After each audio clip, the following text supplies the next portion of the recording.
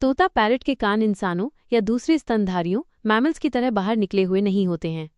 उनके कान सिर के दोनों तरफ, आंख के ठीक पीछे और थोड़ा नीचे एक छोटे से छेद के रूप में होते हैं। ये कान के छेद खास और मुलायम पंखों से ढके होते हैं जिन्हें ऑरिकुलर पंख ऑरिकुलर फेदर्स कहा जाता है।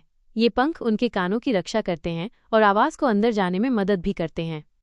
इसलिए आपको तोते के कान बाहर से दिखाई नहीं देते, वे पंखों के नीचे छिपे होते हैं।